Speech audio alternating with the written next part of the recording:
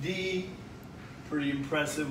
Have all raising the flags of all nations today for this intergalactic version of Ask Dogfish.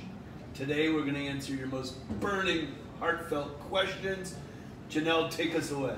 All right, we're going to kick things off with a question from Instagram. Yes, hello Instagram. When picking flavors for beer, what are you looking for?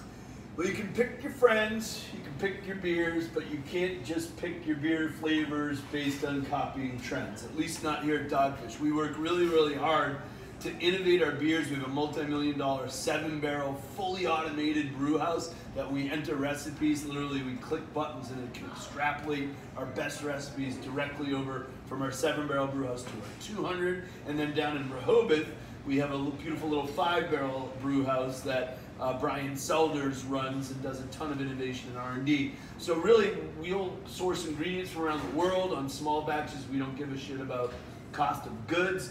But what we care most passionately about is that we explore goodness in our own direction and don't follow fads or trends and try to always do things in beer that have never been done before.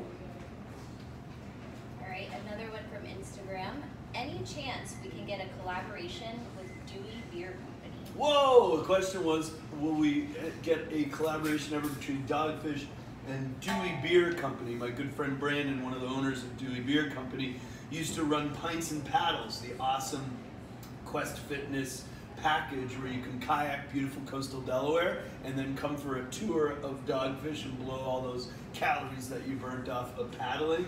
Brandon went from running that with our buddy Matt Carter, over a decade ago to now being a partner in Dewey Beer Company, great little brewery, a mile from our Rehoboth headquarters in Dewey Beach, Delaware. So we got great respect for them. Brandon, like us, he used to work at Pfeiffer Orchards. And so without giving too much away, our Analog A Go-Go Festival, which is mid-November, a celebration of all things beer and music and analog culture. Every year we do a guest brewer for that, and our 2018 guest brewer is Dewey Beer Company, and we're going to be brewing a Pfeiffer Orchard inspired recipe for that together. This one comes from Facebook. What has been the most rewarding thing to happen to you being a part of the craft community? Let's see, what's been the most rewarding thing for me being part of the craft beer community? I would say feeling very welcome in the community and also doing my small part to give back to the community that's given our sustenance, mostly through my work as the chairman of the Brewers Association, the trade group that represents the vast majority of America's indie craft breweries. As you may know, we now have a seal that only breweries that actually qualify as indie craft breweries, small breweries, less than 6 million barrels, less than 25% owned by big breweries, only we can use that seal, and I'm really proud that Dogfish Head does use that seal. Also being part of the community has meant I've gotten to meet a ton of my mentors. I'm proud that Dogfish has put our little thumbprint in the indie craft field, mostly around our work with recipes and innovation, but we're on the shoulders of giants, some of which Dogfish Head has been able to collaborate with, from our Savor Flowers beer with Sam Adams about a decade ago to Life and Limb, a beer we did with Sierra Nevada. Dogfish was the first brewery to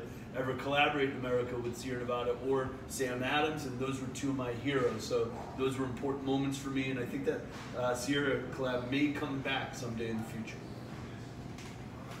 Another one from Facebook. What is the best way to simulate continuous hopping while homebrewing? Best way to simulate continual hopping while homebrewing is to, in your own kitchen, talk like a robot while you do it, like a simulated, artificial intelligence type of thing, where you're like, it's time to add the hops, and do the robot dance, or the robo. There's two kinds of dances, actually. Shouts to Flight of the Conchords. I hope that answers your technical homebrewing questions. The answer is really set an alarm on your iPhone that goes off every minute and throw a tiny little pinch of hops into the boil every minute. From Instagram, favorite punk band of all time? Go. Favorite punk band of all time? Great question. Let's answer that in different decades and different continents. So first decade of punk, the 70s, from one continent would be the Sex Pistols, and from our continent would be the Ramones. From the next decade, which is really the one that I grew up falling in love with music in, the 80s, I would say best punk band related to the Sex Pistols would be PIL, Public Image Limited, as a post-punk band, and my boys from Minneapolis, the Replacements from the US. That's my answer. Great question. Many records from the Replacements to Sex Pistols will be on sale from your favorite indie record sales companies here at Dogfish Head on Analog and Go-Go weekend. Awesome announcements coming up about the amazing world-class national bands we'll have playing that weekend, some of which are beer themed. Gonna be cool. Alright, this one just came in. My now fiance and I got engaged at Dogfish Head Brewery in August. Can I get a shout out and best marriage advice? Been Yes. Together 6 years already. Okay. Congrats to you two. I didn't get your names, but those of you that got engaged at Dogfish, it warms our heart anytime we've seen people proposing under our steampunk treehouse. Our buddy Chris Lausch got married on the stage where we do our live music in Rehoboth. There's been so many cool stories of love matches happening at Dogfish Head's properties. Our good buddy Jason Alstrom and his lovely wife became with child in one of the rooms at our hotel. Maybe a little too much information there. Janelle and Ryan often make out when they meet for lunch outside and have bratwurst and delicious 90-minute can-pulled chicken type things, which is sweet. But the question is, how do you make for a happy marriage? Well, that whole adage of happy wife, happy life. Working with Mariah, we have a saying that I'm the boss, she's just the decision maker. So I advise your better half to recognize, as the Grateful Dead said in the most wise moment ever of lyrics, that's right, the women are smarter. And recognizing that as men, Connie's shaking her head upset, right? No, yes, recognizing it in men is the most wise thing we can do. Wonderful advice. The people want to know, when are we going to announce the winner of our Off-Center Your Summer photo contest? The people have spoken, and the people's wish comes true today. So it's pretty awesome. When we did our Off-Center Your Summer photo competition, we had well over 1,000 entries of really cool footage of people enjoying their favorite Dogfish Head beers in cans outside in nature. And today's the day that's a culmination of that project. We'll be check our social channels today to find the announcement of the winner of the photo contest. And we've been having meetings about another super cool sweepstake that we hope to have next year. So stay tuned for that as well. The people also want to know, Oh my God, these people are needy. What do you got now? what beer are you drinking? Oh, what beer am I drinking? This is the newest version of Pumpkin Ale, one of America's original pumpkin beers. We've been brewing it every year since 1995, since before we even opened. This was a homebrew that I brewed and gave to bankers just when I was dreaming of opening Dogfish Head. So look for this year's batch with really cool, spooky, self-mutilating pumpkin person artwork on the cover from our chum, Mark Spooster.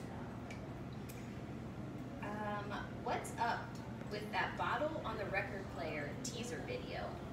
Oh, yeah, so this week, I think on Monday, we put out a teaser video where instead of putting the needle on the record, we put the paint on the record.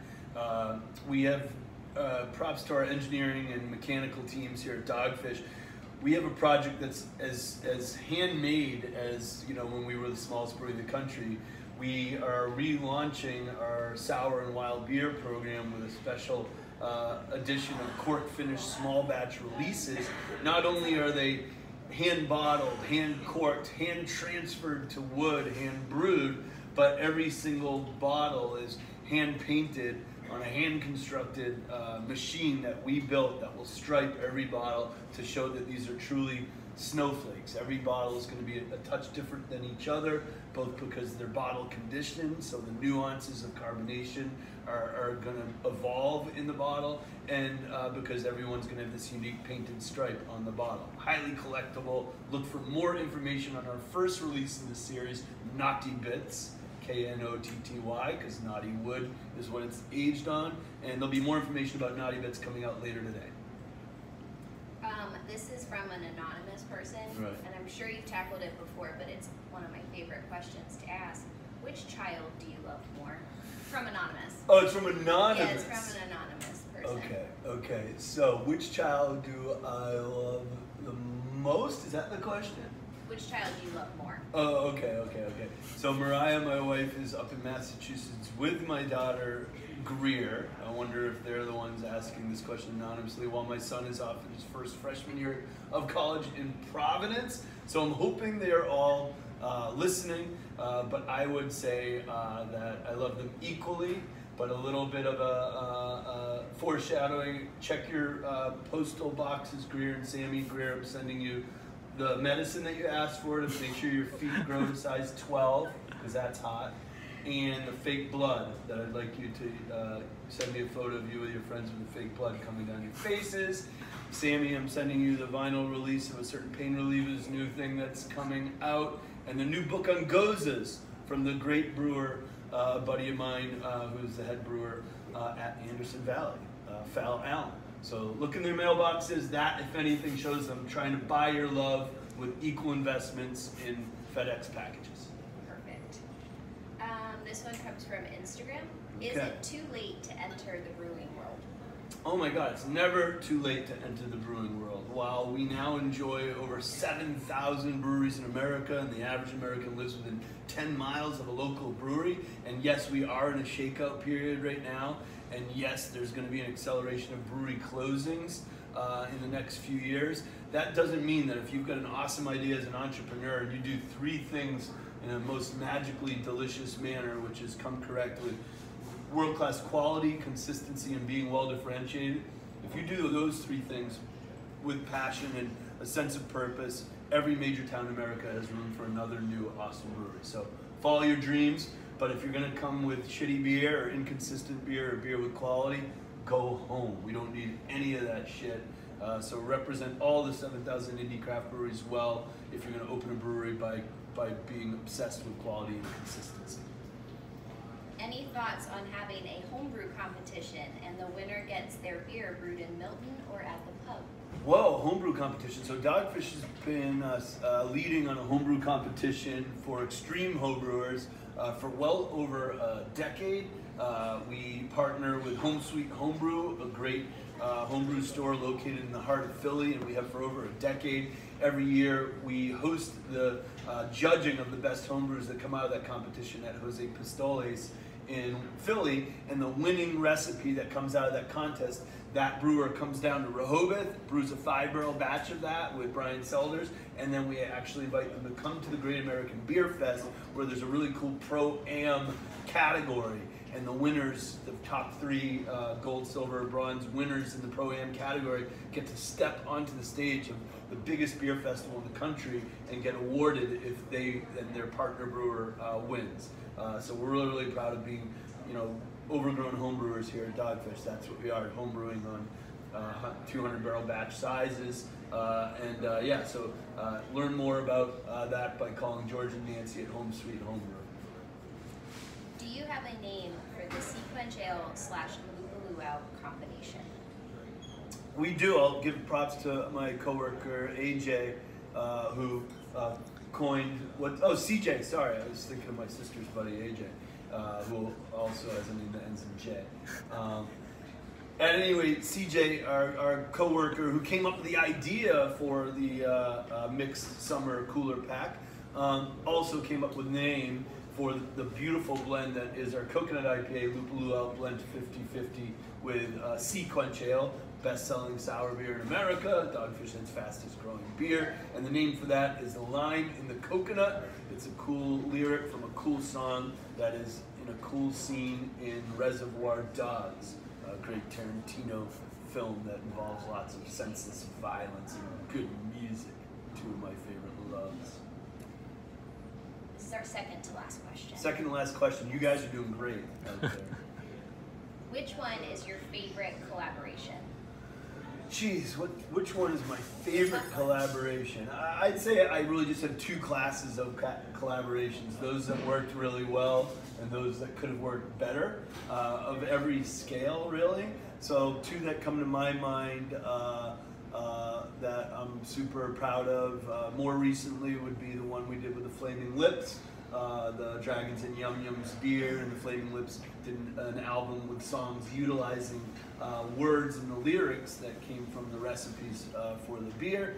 And then with one we did with our pal Juliana Barwick over half a decade ago, where we microphoned the equipment in our Milton facility. Our buddy Trey in IT risked his life and placed microphones on our packaging line, our mill, our fermenters, and then we captured those sounds of us making the beer, and this wonderful ambient electronic music genius, Juliana Barwick, created an EP, 4 original songs from the sounds of our brewery.